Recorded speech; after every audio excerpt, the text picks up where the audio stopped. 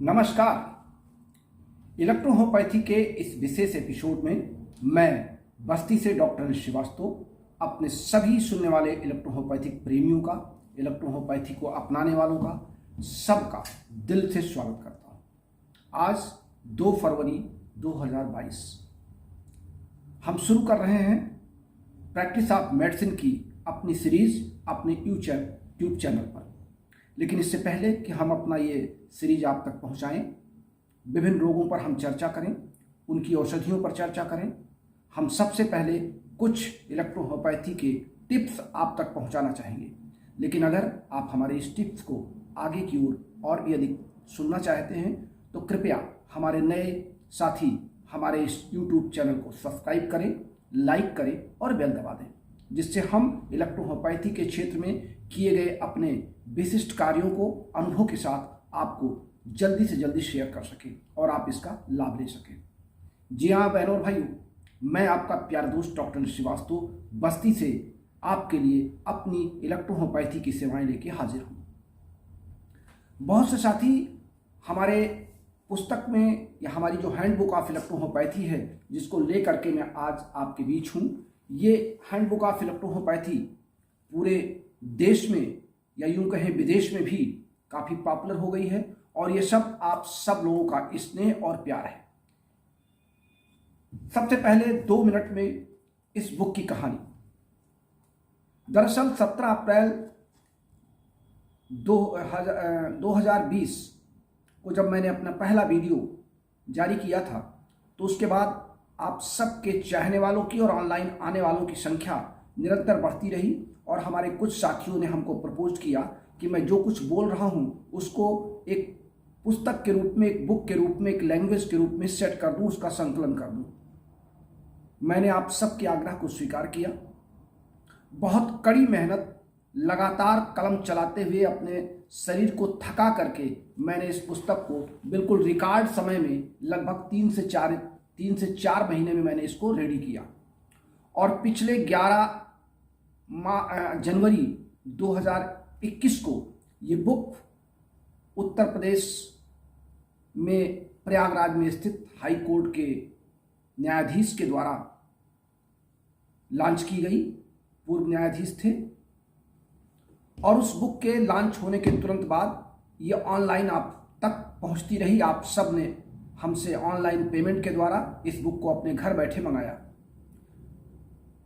उसके बाद फिर कहानी शुरू हुई प्रैक्टिस ऑफ मेडिसिन की, जो अभी लिखी जा रही है और वो भी शीघ्र ही लगभग मार्च में हम उसकी डिलीवरी आपको करेंगे।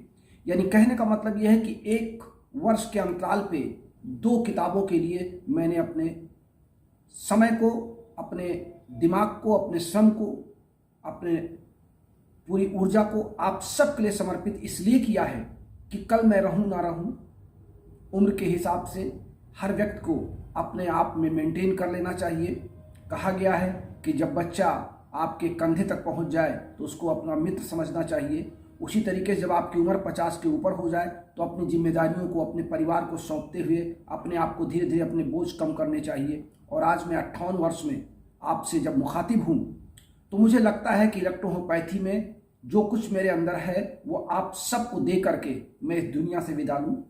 कल रहूँ ना रहूँ या कल आपको मेरी याद आए ना आए, लेकिन ये पुस्तक आपके पास सदैव रहेगी। इसमें डॉक्टर रमाशंकर जी की यादें हैं, डॉक्टर रमाशंकर जी की प्रेरणा है, डॉक्टर बी कुमार जी की हमारे प्रति समर्पित एक आशीर्वाद है, हमारे अनेक साथियों का हमारे साथ श्रेय है। ये सब इस पुस्तक में निहित है जो आप सब ने बहुत ज़्यादा मंगाया है।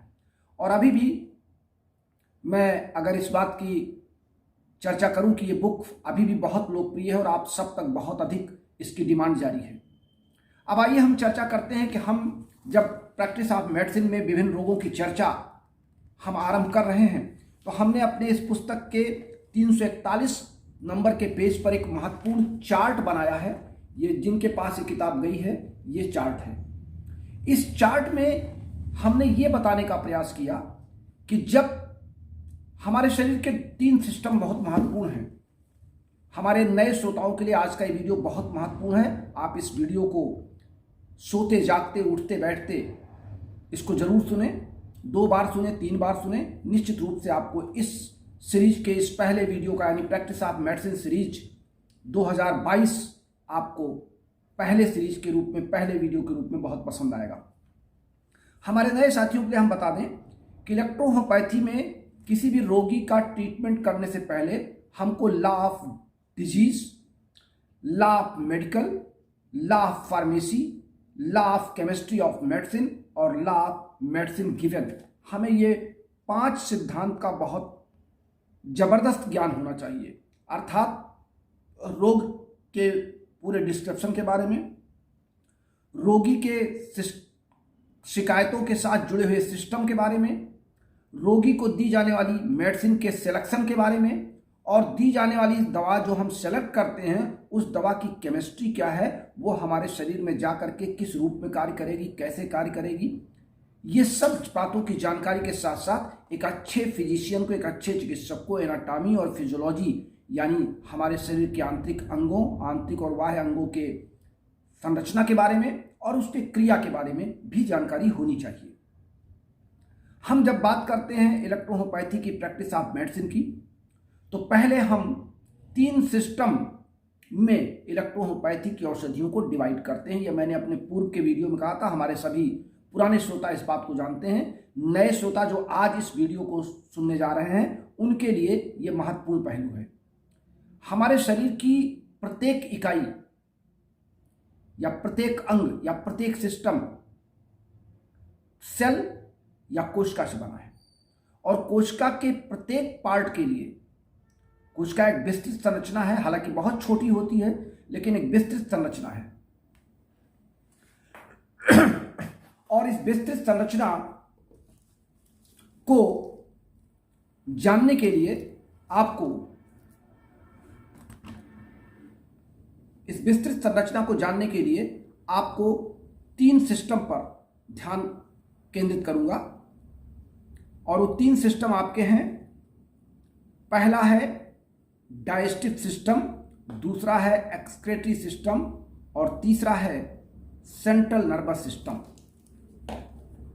डाइजेस्टिव सिस्टम का तात्पर्य यह नहीं है कि डाइजेस्टिव अंग, बल्कि वो अंग जो शरीर की कोशिकाओं को ऊर्जा प्रदान करते हो, उनको कार्य करने के लिए एनर्जी देते हो, उनको कार्य करने के लिए एनर्जी के रूप में प्रोटीन, विटामिन, फैट को प्रोवाइड करते हो, ऑक्सीजन की सप्लाई करते हो। और दूसरा सिस्टम है एक्सक्रीटरी सिस्टम, वो आर्गन या वो सिस्टम जो शरीर में आए हुए किसी प्रकार के अपद्रव्यों को शरीर से बाहर निकालने का काम करते हो। और तीसरा है इन दोनों सिस्टम को बैलेंस करने के लिए सेंट्रल नर्वस सिस्टम या हमारा मस्तिष्क या हमारी सोच या हमारे सोचने समझने की क्षमता। अर्थात इलेक्ट्रोहोम्योपैथी की औषधियों को देने के पूर्व हमें इन 3 सिस्टम की बहुत गहराई से, बहुत गंभीरता से जानकारी होनी चाहिए। हम आपको बताना चाहेंगे कि डाइजेस्टिव सिस्टम में हमारे जो अंग आते हैं, ये मैंने इस चार्ट में लिख रखा है। इस चार्ट का डिवाइडेशन, इस चार्ट को समझने के लिए हमने इसमें लिखा है, पहला हमारा ऑर्गन है स्टमक। और स्टमक का तात्पर्य है कि हमारा पूरा का पूरा एलिमेंट्री कैनाल, ना कि केवल स्टमक, बल्कि स्टमक, ओइसोफेगस, माउथ पार्ट, हमारी स्मॉल इंटेस्टाइन, यहाँ तक हमारा ये जो अंग हैं और उनसे संबंधित दूसरा है हमारा ग्लैंड्स, लीवर और लंग्स। ग्लैंड से विभिन्न प्रकार के हार्मोन्स निकलते हैं, लीवर से हमारे पाचन की संबंधित विभिन्न प्रकार के एंजाइम्स, विभिन्न प्रकार के हार्मोन्स, ये सब हमारे ऊर्जा पहुंचाने के लिए कोशिकाओं में अपना सहयोग करते हैं। और जहां तक लंग्स की बात है, हालांकि लंग्स श्वसन क्रिया के लिए है हमारे अंग में, लेकिन लंग्स से चूंकि हमको ऑक्सीजन की सप्लाई ब्लड के माध्यम से कोशिकाओं को मिलती है, इस नाते हमने लंग्स को भी डाइजेस्टिव सिस्टम में ले रखा है। डाइजेस्टिव सिस्टम का तात्पर्य है, हालांकि मुझे याद आता है और हंसी भी आती है, जब मैंने इस चार्ट को जारी किया तो हमारे एक तेलंगाना के साथी थे, वो बड़े बिफर गए कि आपको तो फिजियोलॉजी नहीं आती, एनाटॉमी नहीं आती, आपने लंग्स को डाइजेस्टिव सिस्टम में रख दिया। मैंने बहुत स्पष्ट शब्दों में अपनी इस पुस्तक में लिखा है कि हमारे वे अंग जो हमारी कोशिकाओं को एनर्जी प्रोवाइड करते हो, तो लंग्स भी एनर्जी प्रोवाइड करता है। लंग्स यद्यप रेस्पिरेटरी ऑर्गन में आता है, लेकिन ये एनर्जी प्रोवाइड करता है। दूसरा सिस्टम हमारा एक्सक्रीटरी सिस्टम, अब यहाँ पे हम लंग्स से ही शुरू करते हैं। लंग्स हमारा कार्बन डाइऑक्साइड को एक्सक्रीट करता है, हमारी स्किन त्वचा से पसीना निकलता है, हमारे लीवर से नाइट्रोजन एक्सक्रीट होता है, नाइट्रोजन का सिस्टम बनता है यूरिनरी ब्लैडर में, और लीवर हमने आपसे बोल ही दिया यूरिनरी ब्लैडर। यूरिनरी ब्लैडर से तात्पर्य है हमारा किडनी से संबंधित उसके ग्लोमेरुल्स, हमारे एफरेंट और इफरेंट एरिट्रियोल, ये सारे सिस्टम हमारे एक्सक्रीटरी सिस्टम में आते हैं जो अपद्रव्यों को बाहर निकालने के लिए कार्य करते हैं। यानी जब हम किसी रोगी को दवा देने की बात सोचते हैं तो हमें इन 3 सिस्टम पर सबसे पहले हमारा ध्यान जाएगा कि रोगी द्वारा की जा रही शिकायतों में इन 3 सिस्टम में से महत्वपूर्ण 2 सिस्टम कौन से हो सकते हैं। सेंट्रल नर्वस सिस्टम हमारा दोनों में कॉमन सिस्टम हुआ, क्योंकि रोगी किसी भी रोग से पीड़ित होगा तो स्वाभाविक है कि उसका मस्तिष्क, उसका ब्रेन, उसके सोचने समझने की क्षमता अपने रोग की तरफ अग्रसर होगी, चाहे वो छोटा रोग हो या बड़ा रोग हो। इस नाते हम सीएनएस को कंपलसरी मेडिसिन के रूप में देते हैं। और सेंट्रल नर्वस सिस्टम में हम आपको बता दें कि हमारी डाइजेस्टिव सिस्टम की सेलेक्टेड मेडिसिन है L2। L2 में हमारा है S1, L1 और A3, 3 औषधियों का मिश्रण किया गया है और L2 बहुत पहले से बनी चली आ रही है। फिर हमने एक्सक्रीटरी सिस्टम पर जब विचार किया तो हमने का तात्पर्य हमने और डॉक्टर रमाशंकर जी की पूरी टीम ने, चूंकि ये शोध का विषय था और शोध में कई लोगों का दिमाग लगता है, फिर कई लोगों के अनुभव आते हैं, फिर कई प्रयोग होते हैं और जब उसके परिणाम सटीक मिलते हैं तो वो फार्मूले में कन्वर्ट किया जाता है। L3 में हम लोगों ने S1 को हटाया और S2 दिया, क्योंकि ये देखा गया कि जहाँ पे S1 का काम बहुत अच्छा नहीं होता है वहाँ पे S2 अपना काम बहुत अच्छा करने लगता है और एक्सक्रीशन का कार्य S2 बखूबी निभाता है।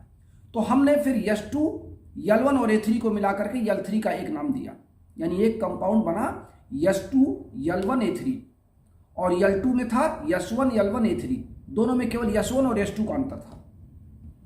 फिर CNS की बात जब आई कि मस्तिष्क के लिए हम क्या क्या प्रोवाइड कर सकते हैं, कितने ऑर्गन्स मस्तिष्क में होते हैं, तो मस्तिष्क में हमारा प्यूटेटरी ग्लैंड भी होता है, हाइपोथैलेमस कैविटी भी होती है, ब्रेन के विभिन्न पार्ट भी होते हैं। फिर ब्रेन का संबंध हमारे बोन से, सर्वाइकल बोन से और मेडुला ऑब्लोंगाटा से, तमाम ऑर्गन एक दूसरे से जुड़ते हैं। फिर ब्लड कॉम्प्लेक्स वहाँ पर होता है, हमारे छोटे छोटे कैपिलरीज वहाँ होती हैं। इन तमाम के साथ साथ हमारे आँख के साथ है हमारा फोरहेड जुड़ता है, हमारे ईयर जुड़ते हैं, ये तमाम आसपास के माउथ के पार्ट, ये सब ब्रेन के तात्कालिक पार्ट हैं जहाँ पर हमको सीएनएस में इन सब को लेना था। और जब इनका प्रयोग करके देखा गया तो देखा गया कि सीएनएस में हमने 6 औषधियों का मिश्रण किया, L1, A3, S5, C5, F1 और Ven1, यानी ये 6 औषधियाँ थी और ये एक्यूट पर बहुत अच्छा काम किया। पुराने रोगों पर रोगी का चिंतन नहीं जा रहा है, बहुत परेशान है, बहुत सोच समझ रहा है, तो हमने तुरंत सीएनएस के साथ जैसे उसको WE मिला करके दिया 20-20 ड्रॉप, तो रोगी अपने आप को शांत समझने का प्रयास करता है, रोगी अपने रोग से दूर हटने का प्रयास करता है और तब हमारी L2 और L3 जबरदस्त काम करती है। फिर हमने देखा कि एक्यूट में ये काम नहीं कर पा रहा उतना तेजी से, तो एक्यूट में हम लोगों ने S5 को हटा दिया और S5 को हटा करके उसमें S1 रख दिया। तो एक्यूट का सीएनएस भी हमने बनाया, उसमें हमने लिखा L1, A3, F1, Ven1, S1 और C5 और एक रनर बनाना पड़ गया। रनर का मतलब जो 2-3 दिन के रोग हैं, जो 2-3 दिन के हमारे आसपास फैलने वाले संक्रमण हैं, वायरस इन्फेक्शन, बैक्टीरियल इन्फेक्शन या कोई एक्सीडेंटल काज हो जाए जहाँ पर पेन हो जाए, मसल्स का फ्रैक्चर हो जाए या हमको कहीं फोड़ा फुंसी हो जाए जो 2-4 दिन में समाप्त होने वाला, तो रनर में हमने देखा कि ऑक्सीजन की सप्लाई हमको तेज देनी पड़ती है, कोशिकाओं को ऑक्सीजन की सप्लाई ज़्यादा देने की जरूरत पड़ती है, तो हमने वहाँ ना S5 दिया ना S1 दिया, हमने वहाँ P1 दे दिया। शेष दवाएं हमने वही रखी, यानी L1, A3, F1, Ven1, C5 और P1, ये हमारा रनर सीएनएस हो गया। अर्थात हमने सीएनएस के 3 फॉर्म बनाए, सीएनएस एक्यूट, सीएनएस क्रॉनिक और सीएनएस रनर। अब आपको यह तय करना होगा कि हमको यहाँ पे एक्यूट देना है कि क्रॉनिक का देना है कि रनर का देना है, ये आपको सीएनएस तय करना है। हमारे कुछ साथी लिख रहे हैं कि आज आप टोपी में हैं, तो दोस्तों आपको बता दूं कि आज हमारे इस बस्ती का टेम्परेचर लगभग इतने समय, जब मैं अभी अपने क्लिनिक से लौट करके अपने घर 40 किलोमीटर बस यात्रा करके लौटा हूं, तो 6 डिग्री के आसपास टेम्परेचर चल रहा है, और जब बाहर ज़बरदस्त ठंड है और मैं इस कमरे में बैठ करके आपसे इस प्रसारण को आप तक पहुंचाने का प्रयास कर रहा हूं। वास्तव में आज ठंड बहुत ज़्यादा है और टेम्परेचर अपना कहर ढा रहा है। तो मैंने आपको बताया कि ये system, digestive system, excretory system और सेंट्रल नर्वस सिस्टम, इन तीनों में से आपको 2 महत्वपूर्ण या तीनों चुनने होंगे रोगी को देने के लिए। अब इसके साथ ये भी संभव है कि कुछ एसेसरी ऑर्गन्स आपको देने पड़ जाए दवाइयाँ। हो सकता है कि आपने L2 चयन किया है और L2 के साथ रोगी को C1 देने की ज़रूरत पड़ सकती है, रोगी को कोई इलेक्ट्रिसिटी देने की ज़रूरत पड़ सकती है, रोगी को वर्वन या F2 या P ग्रुप की कोई मेडिसिन या C ग्रुप की एक्स्ट्रा मेडिसिन देनी पड़ सकती है, A ग्रुप की मेडिसिन देनी पड़ सकती है। रोगी की कंप्लेंट के आधार पे आपको उन अंगों तक आपको पहुंचना होगा कि रोगी जब आपसे शिकायत करेगा तो आप उसको कैसे जज करेंगे, क्योंकि आपके पास सिर्फ 38 औषधियाँ हैं, आपके पास किसी रोग की कोई दवा नहीं है। 38 दवाओं में आपको 38 सिस्टम बॉडी के डिवाइड करके आपको उन रोगों को अपने आप को पहचानना पड़ता है। और इसीलिए इलेक्ट्रोहोम्योपैथी अन्य चिकित्सा पद्धतियों की अपेक्षा महान चिकित्सा पद्धति है, क्योंकि यहाँ पे रोग की दवा नहीं है, यहाँ पे सिस्टम की दवा है। और सिस्टम जब हमारा होम्योस्टैटिसिस से इरेगुलर हो जाता है तो हमको फिर उसको लाके होम्योस्टैटिसिस में छोड़ना पड़ता है। और होम्योस्टैटिसिस की डिफिनीशन मैंने अपने पिछले क्लास में आपको बहुत विस्तृत बताई थी। होम्योस्टैटिसिस क्या है उसी पर हमने आपसे चर्चा किया था। तो होम्योस्टैटिसिस में लाने के लिए अपने सिस्टम को, या यूं कहें कि तीनों सिस्टम को फिट एंड फाट बनाने के लिए हमको इलेक्ट्रोहोम्योपैथी की चिकित्सा विधि सबसे सर्वोत्तम, सबसे सुलभ, सबसे सस्ती लगती है। और सबसे बड़ी बात यह है कि इसका साइड इफेक्ट नहीं है, क्योंकि ये औषधियाँ 38 हमारे बॉडी के लिए as enzymes, as a catalyst ये प्रोसीड करती हैं, और हम एंजाइम्स के रूप में इन औषधियों को लेकर के अपने सिस्टम को होम्योस्टैटिस में ला करके मेंटेन करते हैं। बस आज की बात यहीं तक। कल हम इसी सिस्टम पर आधारित किसी एक रोग से हम आपकी चर्चा आरंभ करेंगे। और चूंकि हमने बात की है डाइजेस्टिव सिस्टम की, तो सबसे पहले हम डाइजेस्टिव सिस्टम से संबंधित अंगों को और उनसे संबंधित रोगों को आप तक रूबरू करेंगे। और तब तक के लिए आप इंतजार करें, हम आपके बीच फिर हाजिर होंगे। हमारे इस एपिसोड को आप देखना ना भूलें, इसको सुनना ना भूलें और इसको नोट करना ना भूलें। इससे पहले कि हम आपसे विदा लें, हमारा चलते चलाते हमारा व्हाट्सएप नंबर, हमारा फ़ोन कॉल नंबर आपके लिए 9793252355। आप इस पर अपनी हैंडबुक ऑफ इलेक्ट्रोहोम्योपैथी के लिए रिक्वेस्ट भेज सकते हैं हमारे व्हाट्सएप पर। और जिनको हमारी बुक चाहिए उनके लिए हमारा फ़ोन पे नंबर है 9450563748। हमारा पेटीएम नंबर है 7905882569। आप इन दोनों में से किसी पर भी पेमेंट भेज करके अपनी बुक अपने घर के पते से बैठ के मंगा सकते हैं, या हमारी नई आने वाली बुक का आप एडवांस बुकिंग करके हमसे कोड प्राप्त कर सकते हैं। एडवांस बुकिंग 500 रुपये से हो रही है। अभी उस बुक का दाम हम नेक्स्ट मंथ में आपको डिक्लेयर कर पाएंगे जब प्रेस से हमारा कांटेक्ट हो जाएगा। तब तक के लिए अब आप हमें इजाज़त दें। नमस्कार, आप सबका बहुत बहुत धन्यवाद।